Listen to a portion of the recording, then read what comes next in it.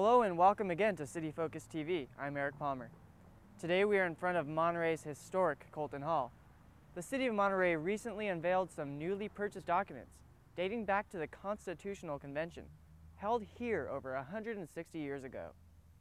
Museums manager Jim Conway was instrumental in bringing these documents back to the city. Jim passed away in March. His last public appearance was one of his proudest moments, and so we remember him here.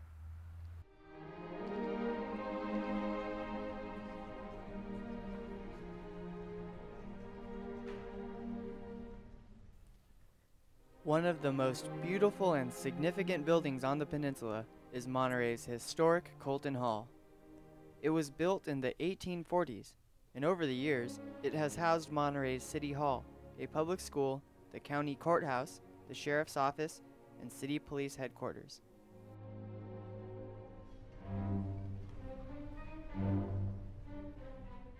Upstairs is a city museum with exhibits about early Monterey history.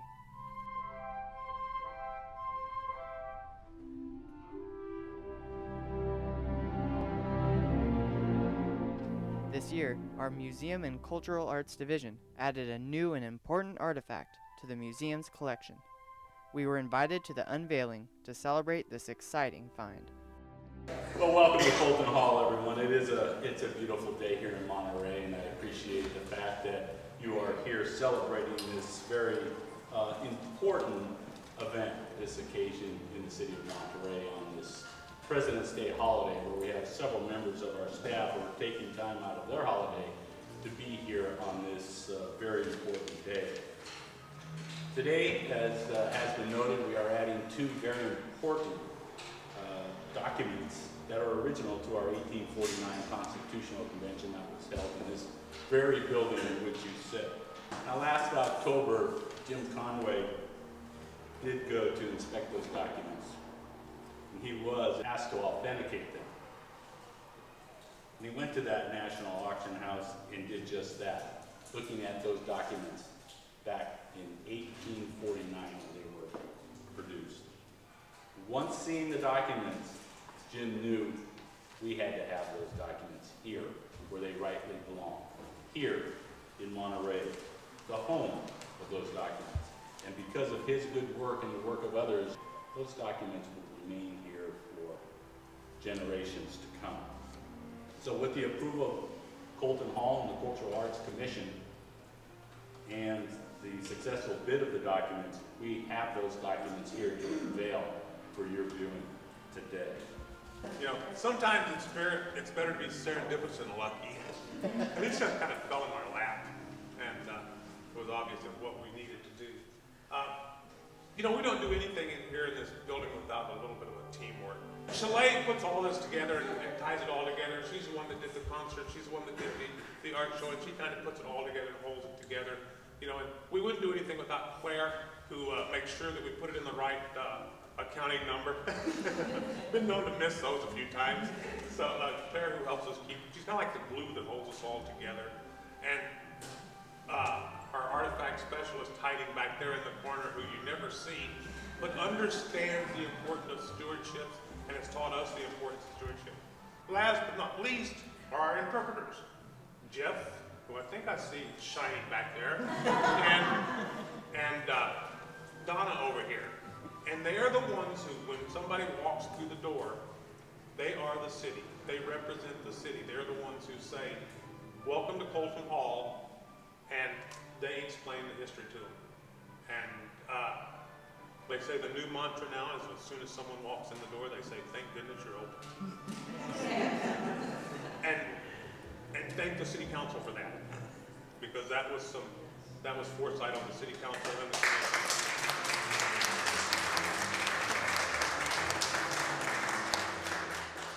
In 1849, we didn't have a constitution. We didn't have anything. There was a gold rush going on. There were thousands of people coming into the state. The only law that we had in the state was called the alcalde system. And it really did not fit this rapid growth and the land laws and all the challenges that were going on. So something needed to be done.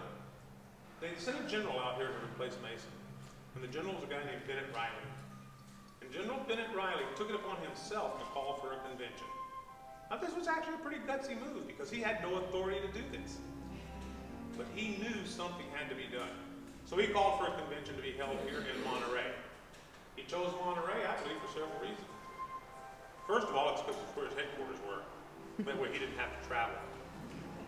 Secondly, Monterey had always been the provincial capital of California, under Spain and Mexico, so it made a natural location. Thirdly, he stated, because it was on a peninsula and it was more isolated, it got everybody away from San Francisco and Sacramento where they could concentrate on what they were working on, which I thought was a really nice thing to do. And thirdly, the largest public building in all of California had just been constructed and was sitting right here. Can you imagine that? Public building. I mean, there were Staples a little bigger. So he called for the convention, called for the delegates to be elected in August. They started showing up on September the 1st, arrived here. They went right to work, writing a constitution. The documents you're going to look at are interesting because when the delegates arrived, they signed in. They came up and we didn't have the front stairs. You know, those weren't added until 1870s. So they had to come through the back, came up the back, signed in with their name and their information.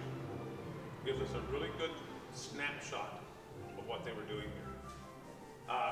We've got 44 of the 48. Not all of them arrived at the same time. You know, you get me talking about the Constitution and the convention and what have you, and we can be here all afternoon. So I think it's time to unveil the documents.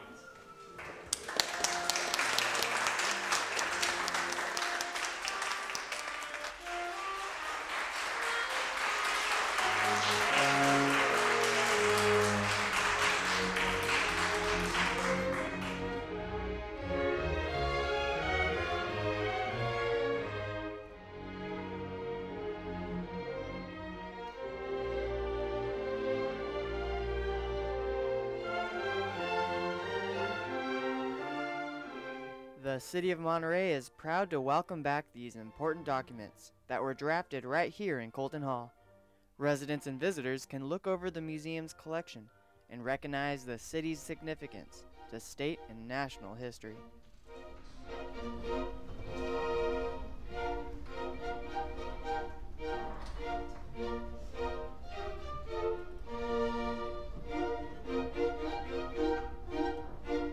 So come on over to the Colton Hall Museum. It is located on Pacific Street between Madison and Jefferson and is open daily from 10 a.m. to 4 p.m. except Thanksgiving, Christmas, and New Year's Day. For more information, please visit www.monterey.org/museum.